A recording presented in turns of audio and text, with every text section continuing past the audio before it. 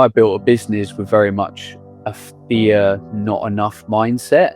And it broke me because I pushed myself to my limits because of the fear of not being enough or not being successful. So I kind of used quite a similar methodology to build my business up to probably like 1.5 million. And then I just kept hitting this ceiling. So I ended up kind of like forcing performance to the point where it was kind of breaking the system, and the system was me. And that ceiling was, Ben, you can't do everything anymore. You can't control everything. Like, it's breaking, you're breaking. With me, Lewis, and with our fantastic, incredible guest, Ben, who is going to be sharing with us part of his journey. We were having a very quick catch up before we went live. So just give me a yes in the chat if you can hear us. Hello, Nathan. Good to see you. Yes, give us a yes in the chat if you can hear us, if you can see us, all of that good stuff. Hello, Rosie. Hello, Mildred. Hello, Ed. Susanna, hello as well. Yes, brilliant, awesome, lots of people. So as I mentioned to Ben, we're going to try and keep this to 45 minutes because I think we always seem to demand an hour off of you guys, and I feel like that's unfair. So we also demand a lot of evenings, which is why you may have noticed we've shifted Rich in Conversations to be lunchtime slots now as well, to not take up another one of your evenings, because again, we're all about freedom. And Ben literally uttered the words before we started that freedom is his jam. So I'm not sure how you spread that on toast, but I'm very much looking forward to hearing about his journey, his story, and some words of wisdom from him as well, because he is a very, very wise man in multiple areas of life through, I'm sure, some hard-earned experience. Nathan says, oh, I'll have some of that jam. Indeed. So remember, everybody, you can ask questions as we go through. Please do, because it's always quite enjoyable for our guests to have questions come from you all. So it'd be brilliant to have some questions come through as we go through. So Ben, tell us a little bit about who you are, how you've ended up becoming the person you are today. I know that's a very big and very broad question, but do your best with it. Sure. So my name's Ben Coomber. I'm a dad of 2 girls. I'm a husband. I'm obsessed with human performance, self-development, self-discovery, living with freedom, feeling awesome. So I mostly day-to-day am the CEO of a supplement company called Awesome Supplements. And then my sort of side hustle is coaching other entrepreneur men how to achieve freedom, not financial freedom, the other forms of freedom. I coach sort of business within it, but mental, emotional, health-based freedom, so we can perform at our peaks. So I'm 39. I've been in the health and fitness sort of world, coaching world, since I was 20. After my initial body transformation, I was obese at school, had a lot of health issues, got really fit, was going to be a stage actor, and then got inspired with health and fitness and decided to go in the fitness industry. And then kind of the rest is history, really. Built a couple of companies, sold 2, love the world of business, love the freedom that it creates. I've been kind of, I suppose, a digital nomad since 2008. That was when I built my first online business in 2008, because I wanted freedom, wanted to be able to travel, do what I want. So yeah, that's a quickie. Brilliant. So I think one of the things which really interests me is mindset shifts or habit shifts or thinking shifts, belief shifts. So you mentioned there that you were obese at school, and then that changed, you went through a transformation, and then you launched a business out of that. And I think that's something that happens for a lot of us who do end up going into business or even into certain jobs. I remember when I was 19 and I went through counseling, and I decided to become a counselor because it had such an impact on me. And then when I discovered trading, I decided, this has changed my life. I want to teach that to other people, and that's where Star Trading was born out of. So what were kind of the shifts? So was there like a moment that happened that made you go on that journey to shift from being that obese version of yourself to then going on this health journey? And what were kind of the reasons for those shifts? What were some of the things that changed in your belief system that then obviously impacted your habits as well? So, like many, there's a dark side to it and a light side to it. So the dark side to it is that when I was at school, I didn't feel like I was enough, didn't feel I was liked, all of that kind of stuff. So I wanted to get fit to kind of be liked, get girls, that kind of stuff. And then when it kind of moved into entrepreneurship, I kind of saw opportunity. I wanted to kind of back myself. I wanted to build something.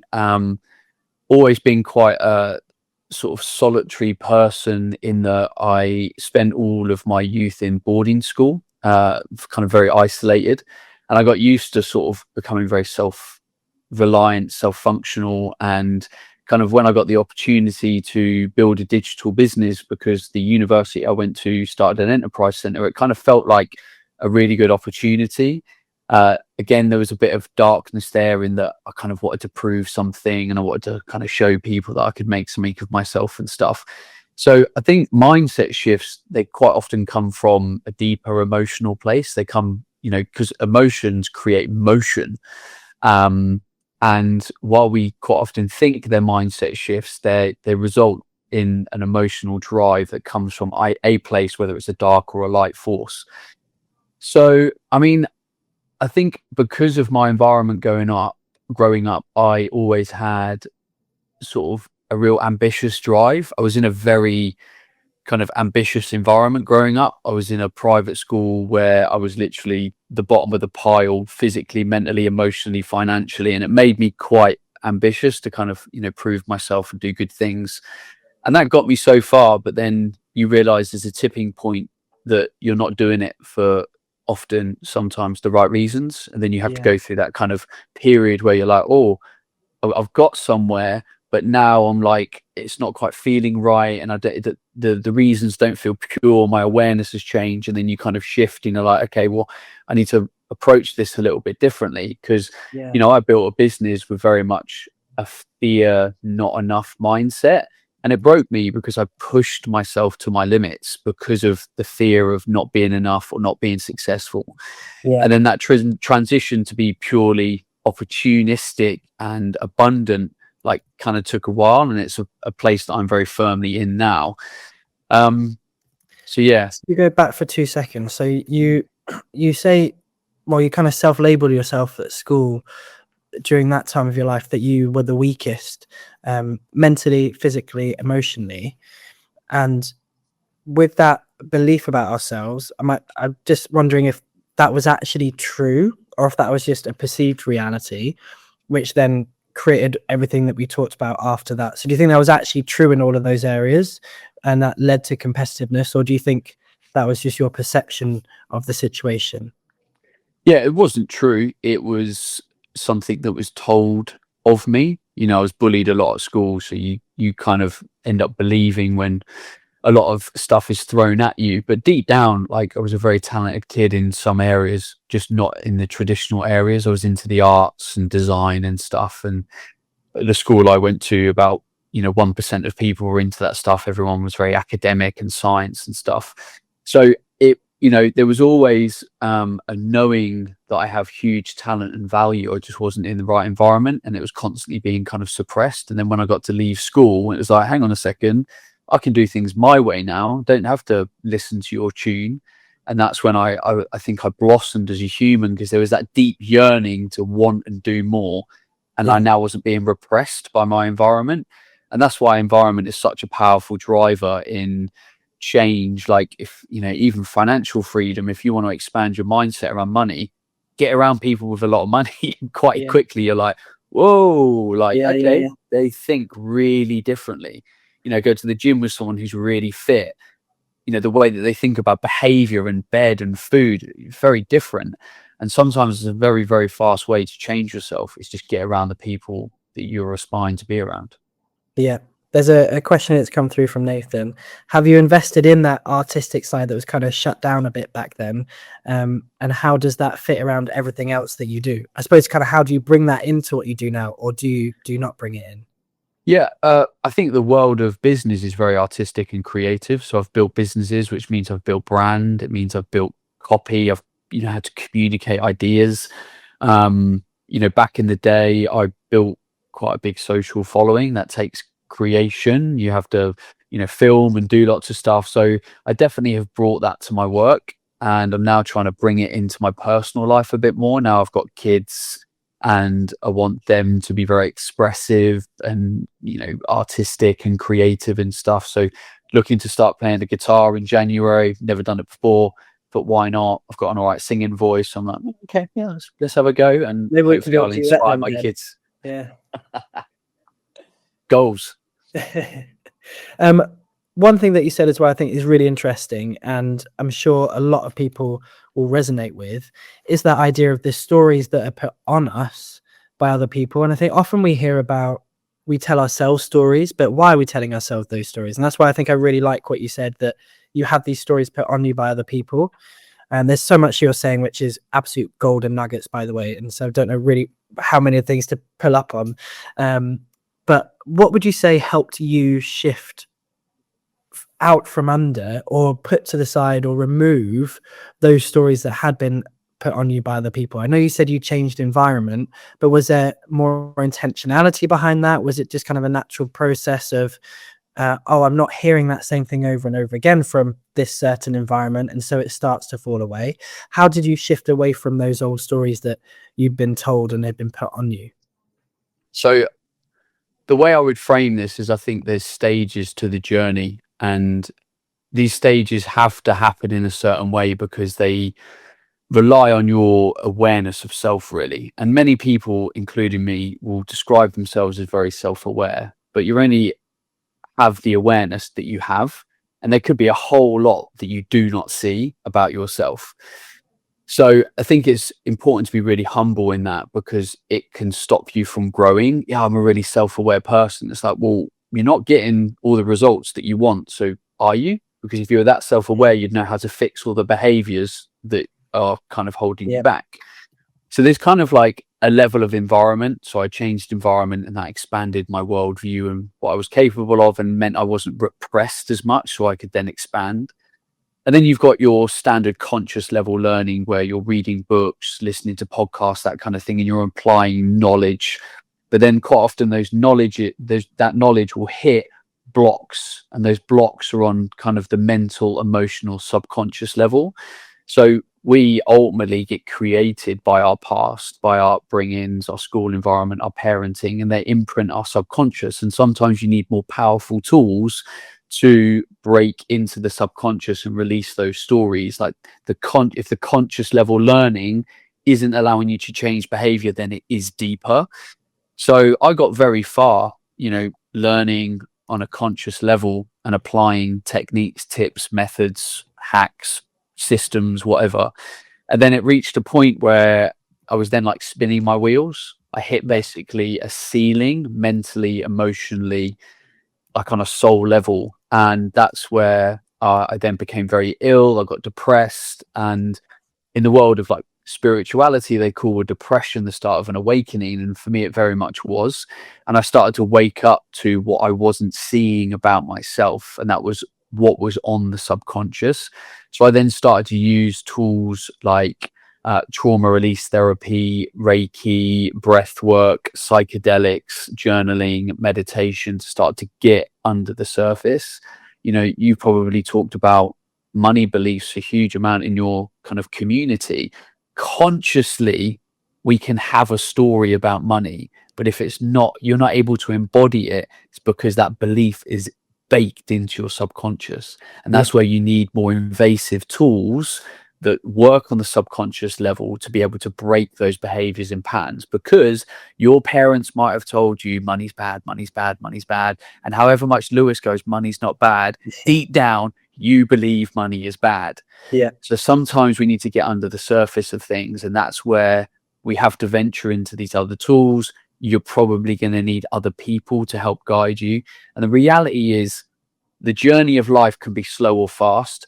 And I find it can be fast if you find the right people to unlock the doors. Like a great coach can save you years and years and years of struggle by being like, I've already been on this journey. Let me fast track you. Yeah. Okay, sure, it's going to cost you, because that's coaching. That's how the world works. Yeah. But how slowly do you want to get there? How fast do you want to start to make progress? Exactly that. I think there's so much wisdom in that as well. And I do talk about it a lot. And sometimes when you talk en masse, which is often what I'm doing through social media, it's hard to really get into the real depth of that stuff. But for those of you who like the idea of that, doing that kind of thing, that's what we do on the Platinum Mastermind days, and then even more so on our Platinum retreats. However, we do stop shy of psychedelics because I'm not going to be able to get away with that, unfortunately, from a business perspective, although sounds fun.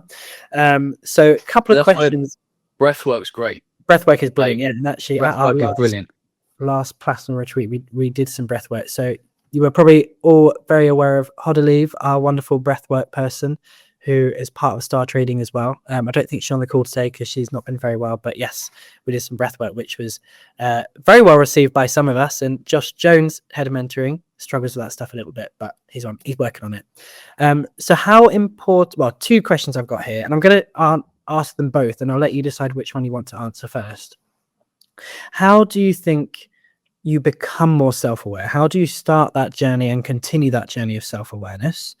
The second question is, obviously with your background and what you do, how important do you think being in good physical health, maybe being in good physical shape, how important is that? Does that have a bearing on our ability to go on that journey of self-awareness, or does it trigger that journey of self-awareness, especially when for you came from such an opposite position of where you are now?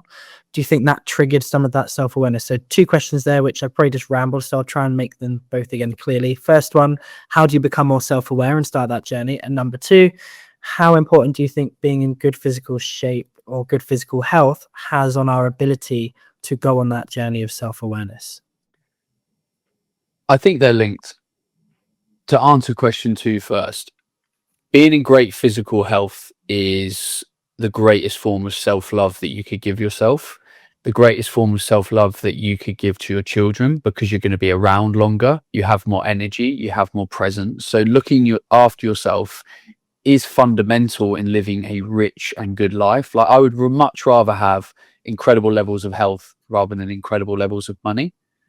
Now, hopefully we're all working towards having both, but when you have a health problem, nothing else matters in your life. Nothing else. And, let me tell you, as someone that had a chronic illness for many years, what I would have done for someone to just be able to go, you're better up, I would have given £100,000. I wasn't able to do that. So looking after yourself, and we're not talking about you having to go to the gym and be ripped and all this kind of stuff, but you have to have energy and, decent amount of body composition, because that is healthy. The science shows it's healthy.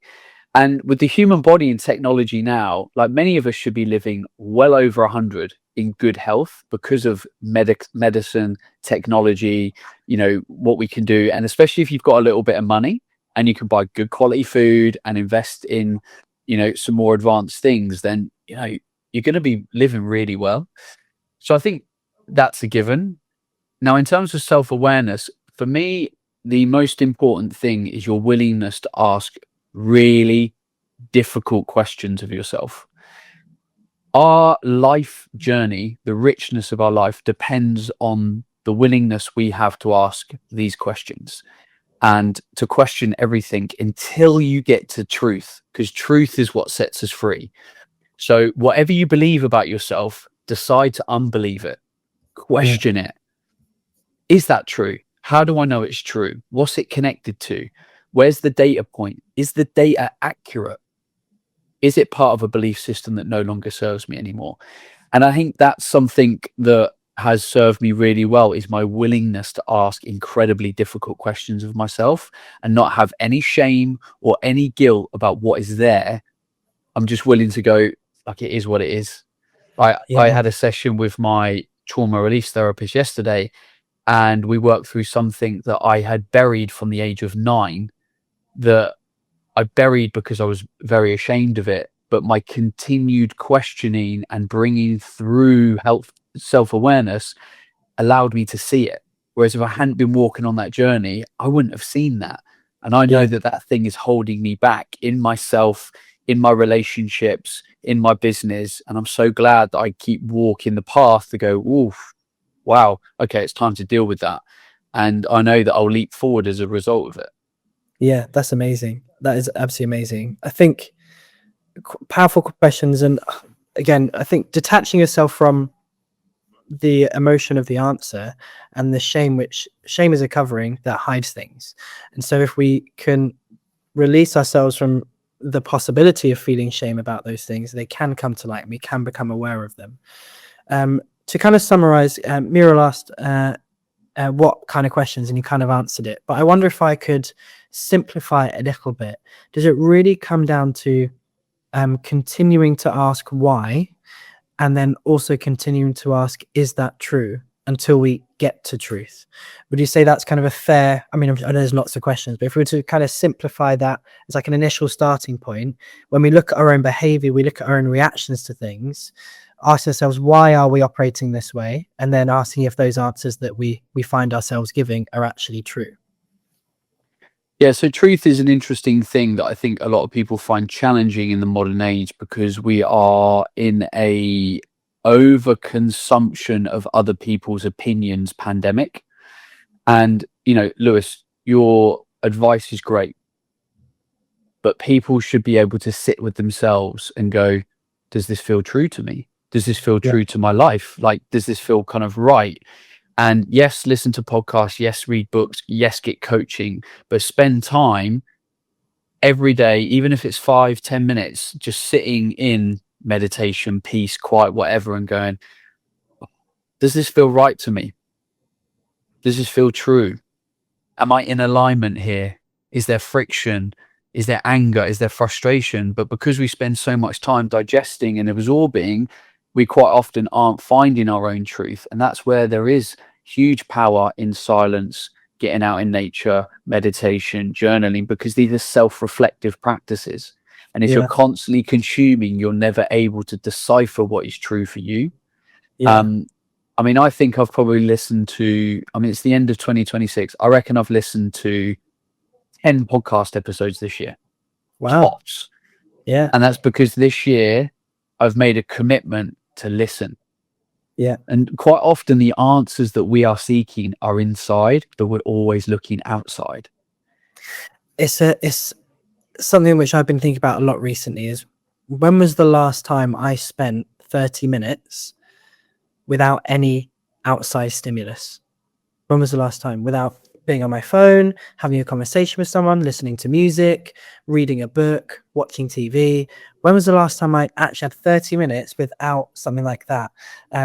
In the chat, just put yes if you are also someone who can't quite remember the last time you actually spent 30 minutes without some form of external stimulus, because I do think we're in a bit of a pandemic of information overload, all these stimuli coming in constantly. So just me and Julie, I don't think that's very true. I think some of you are lying there, or you're already overstimulated. You've got more things going on than just this conversation. So when you spend time just listening, not to something else, but just in that kind of, I suppose, a meditative state, or even just a state of peace where it's just you, is there any tools or resources that you use to kind of help that, or was there to begin with? And what are those tools? Are we talking like a journal? What are we talking? So in this conversation, people will often talk about meditation a lot. For me, meditation is the purpose of meditation is to understand yourself. That's it. And when someone can't sit down and meditate, they're like, oh, my mind's too busy, too much going on. That in itself is the school of self. So if you can't sit down and be comfortable with your own thoughts, the next question is, why can I not be comfortable with my own thoughts? What is the texture of those thoughts? Why are they there? Like, what are the recurring loops that I get stuck in? That is the school of self-development. That is the deepest, most powerful work that you can do. But the problem is we keep running away from it. So the best tool initially is the willingness to just listen and have the confidence to be like, I'm going to sit in this. Okay, it's uncomfortable. It's messy. It's a bit busy. It's a bit chaotic, but I'm going to trust the process, because I've seen a lot of people talk about meditation, and these people that seem to be able to meditate and be calm seem to be more level-headed, better focus, better clarity. And my brain, the texture of my brain compared to 4 or 5 years ago is totally different. My brain used to be like a bouncy ball in a box, and since doing this work on myself, it's calm. It's like water just moving around in a box. It's beautiful. And I tell people that story because, I used to believe that I was wired a certain way, ADHD, couldn't sit still, always on the move, constantly thinking. And until I challenged those stories, I wasn't able to move over to the other side and actually create clarity in my mind, and in my soul. So, willingness, yes, we can start with like guided meditations. What I think is quite good is guided meditations that have a purpose and an intention behind them. So, a guided meditation to understand yourself, or a guided meditation to feel calm, because you start to then link, why can't I be calm? Why can't I understand myself? If you just go on a guided meditation, yes, you're starting to become like calm, which is good. There's a benefit to that, but there's not a journey of understanding as Mm. much, because the journey of understanding quite often happens between a goal. So I have a goal. Let's say I have a goal to become financially free. On the path to that goal are the things that I need to figure out. And I won't become that person that can be financially free by without walking the path. And once I get to that gate, I'm like, shit, this gate's got heavy padlocks on it. What do I have to do to get through it? Oh, now I have to work on my money belief from my parents because of like X, Y, and Z. So creating an intention and a purpose behind these things allows us to see what we need to work through to get to the next point. Yeah, amazing. There's a couple of comments that have come through here. People asking for YouTube links to specific meditations. Maybe we'll look at that after. But when we are doing all of this work, or when you've done all of this work, how and what were kind of the big shifts that you noticed, and maybe your approach to your business, or your approach to success, or your approach to what, and I mean success in terms of whatever that looks like for you, because it is different for everyone. But did you notice a shift in your business, or the way you approach business and other people, as a result of becoming more aware and working through these things? Yeah, there's a couple of big ones. The big one initially was stop controlling everything. Yeah. Stop controlling outcomes, situations, people. Especially in business, you need to grow a team, you need to create autonomy. And I wasn't doing that, so I was trying to control everything, and I thought I was just being helpful. Again, lack of self-awareness. I wasn't. I was trying to control, but it was subconscious. So I had to work, kind of deep on that. Trusting the process with things, like being patient, like letting things play out, is really important. In entrepreneurship, you can really push things like faster than they need to go. And sometimes just being able to sit back and trust the process and trust yourself is really important. Starting to truly listen to people, because my mind and my being wasn't going at 1,000 miles an hour. Because I slowed down, I started to really see what people were saying, what was happening, because I was a lot calmer. I used to live my life like a to-do list. I just, for 12 hours during the day, I'd just be this like race to productivity. And actually now I go a lot slower and I see things, and that has been incredibly powerful, because you also start to work out what is an absolute waste of time. Because to become free on many levels, you've got to become someone that can really see where the points of leverage are in life. Yeah. Okay, I'm doing all of this small stuff. It's stopping me from doing that big stuff, which is going to be a big unlock in terms of money or mind or health or whatever. So they were some big ones. Yeah. Yeah. There's a question here. So, how much has frequencies come into your radar and your understanding of kind of growth and healing? Yeah, it has. I've used it in meditation, still use it a little bit. My mum is a frequency healer and Reiki master, so I've used it through her. Probably did it for about 9 months alongside a few other therapies. So I do value frequencies, and ultimately we are a massive bunch of atoms. And we have a frequency. And if you want to upgrade yourself, you are upgrading your frequency and your resonance. So, when you were launching awesome supplements, which I'll give a link everyone to, I have already, but I'll do it again. So, when you were launching that business, and this kind of journey is happening alongside the growth of the business, what kind of was it chicken and egg? Because I definitely feel like running a business has forced me into certain levels of self-awareness and forced me into having to look at my own behavior and how I operate, and forced me into situations which I may never have ended up in before, and have pressure in ways I never would have had before, which have forced me into certain not even necessarily awareness, because I'm not going to pretend I'm that amazing it by any stretch of the imagination, but has forced me to really question why do I believe that? Why am I operating that way? Why is that part of me coming out in this situation? So what kind of came first? Was it kind of the growth of the business, or did the growth in the business trigger you having to become aware of your own crap and the stuff that was impacting the way that you were operating? So I think entrepreneurship is one of the greatest self-development journeys, because it's constantly asking you to grow, to be able to hold more money or people or pressure, stress. So it is a journey of growth.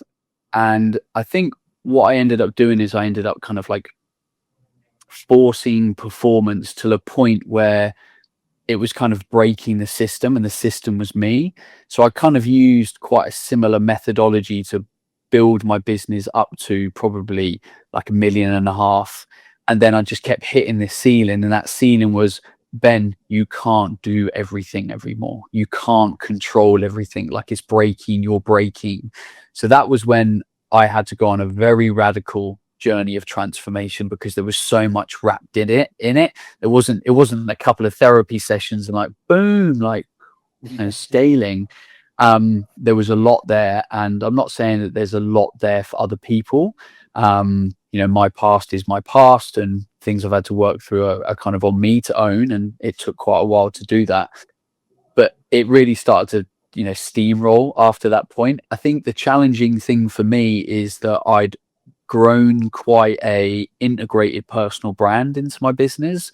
So I found it very challenging going on some aspects of my personal journey and running a business, because it was kind of like brand and me and business. And I was like, some days I don't know whether I was coming and going, is the brand changing because I'm changing? So that was quite problematic. So if anyone's going on, their own personal growth journey, you've got a business, make sure you really know how to kind of like separate the two, and keep the business and keep the you. And then when you really know what's going on with you, and you can translate that into a positive business changes or strategy, then kind of do that. And that was a real mess for me. I made a fucking pig's ear of it sometimes. There's a brilliant book I read called Alter Egos, or Alter Ego, which really helps with that separation between who you are and who your business is, or who you are in that business as well. I found that really, really helpful. In case anybody else wants to read a book like that. People are asking about books and things like that. Is there any books or any specific guided meditations that you would recommend that kind of help with this journey or help with this process? Oh God, there's loads. A book that sticks out, The Power of Now, really famous one. Eckhart Tolle is a great book. The Surrender Experiment was a huge one for me, in kind of being able to sit back and let life kind of happen, and see what's sort of trying to happen for you rather than controlling it. But yeah, they were two big ones. Amazing. So I'm going to bring this kind of, and I've not read the Surrender Experiment, so I'm going to get that one. That'll be my Christmas gift to me. So bring this kind of back to your core business, and thinking about productivity, high performance, which is really what you help people do. What are some of the ways that people can very easily increase their health and well-being through health, which helps to improve their performance? Sleep's the big one. I can imagine a lot of people try and get good sleep, but the mind holds back sleep. So the mind is really fundamental in getting a good quality night's sleep. And we know that it's linked to hormonal health, cognitive aging, all sorts of stuff. So sleep's a big one. Second one, especially when you look at longevity data, strength training. Strength training is one of the biggest levers in terms of aging well. Thirdly, where possible, eat one ingredient, good wholesome foods. Not, I wouldn't get too hung up on like food types, because you go to Japan and they're eating a lot of, rice, vegetables. You go to, the Inuits, and they're eating a lot of protein and fat from, like seal and stuff. So the important thing is one ingredient foods.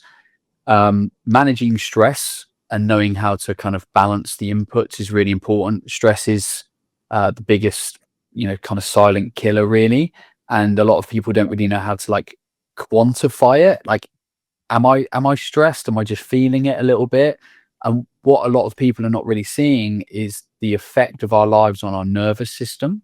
So when you sit down and you were to close your eyes and like just put your hand on your heart, almost like feel your body as a rev counter, and just be really honest. And like, if you were going from 0 to 10,000 RPM, where are you on the RPM scale? There's nothing wrong with being at 8,000 now and again throughout the day. Like, you're doing a busy work block, you're training, you're going for it.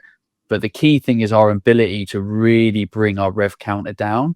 And just because you sit in front of the telly and watch an hour of, Dragon's Den on an evening, it doesn't necessarily mean that your stress is actually coming down, because your nervous system could still be like, because of how you're internally driving yourself.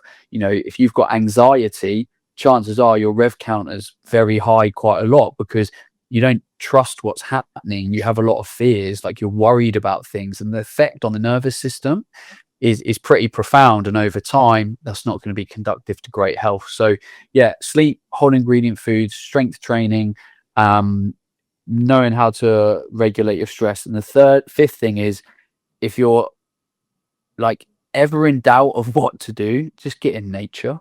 Like, no one ever regrets a 30-minute walk in nature without your phone. Like, no one ever. And I just don't think we get in nature enough, and we're ultimately animals. And I think nature is always the leveler. Yeah. There's a couple of questions here. So, what do you think about cognitive aging, or how? I'm assuming the question is, how do you slow down cognitive aging? A few big ones. Stress is the big one. Environmental toxins is another big one. I won't go into that, but a lot of the products that we can use living in an urban area and getting exposed to like fumes quite a lot. There's actually, unfortunately, quite a lot in our environment that can be, quite toxic to our tissues over time. Lack of movement, lack of being in nature, lack of challenging the brain. So if you're aging and you're still, building a business or doing hobbies or getting a lot of social connection, you are forcing your brain to stay agile. So not allowing your brain to kind of sit back and become kind of comfortable, you kind of challenge it. Yeah. Okay.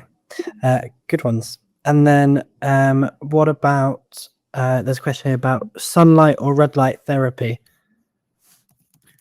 I think for the general population, it's not something that I would invest a lot of time into. If you had a particular condition, potentially red light therapy in mitochondrial based conditions, skin health has shown, benefit. I'd much rather get people outside in normal sunlight. Yeah. Yeah. Well, I'm assuming sunlight has infrared in it, surely. Plus all the other stuff. Okay. So, bearing in mind you run a supplement business, which does very, very well and serves a lot of people incredibly, what would you say is the number one supplement? If no one's taking any supplement right now, what's the number one supplement that you think would make the biggest difference to people? I'll pair it as a duo. So we have two products called Awesome Defense and Omega, and they're trying to cover all the micronutrients that people generally don't get enough of.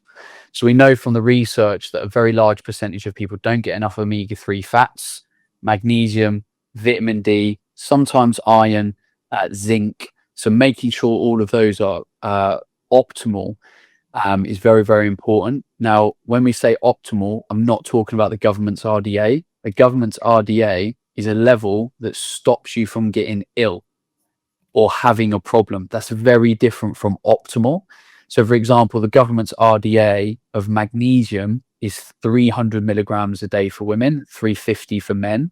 I take nearly 1,500 a day, and that's because I'm highly active. and our food quality when it comes to magnesium isn't as great as it used to be. So sufficiency and optimal can often be two very different things. So having those baseline products in to make sure that you've always got optimal levels of micronutrients and essential fats, for me is like level one. That's the foundation for good health. Yeah, amazing. I'm going to have a word with you about regime. Last question from Josephine. Anything to improve swimming performance, please? My legs tire very easily and I'm not sure why. Big question, but a couple of things to look at. Your recovery cycles. Are you getting enough recovery between swimming bouts? Magnesium is huge. I'd probably be, if I was doing a lot of swimming, I'd be supplementing with a lot of magnesium, either orally or transdermally. I'd also be supplementing with creatine as well. And then, do we have any supplementary strength training as well? I'd probably be putting some strength training in there as well, because swimming is kind of like a weightless. You want to make sure that there's ideally some resistance training in there as well. They'd be my initial go-tos. Awesome. Amazing.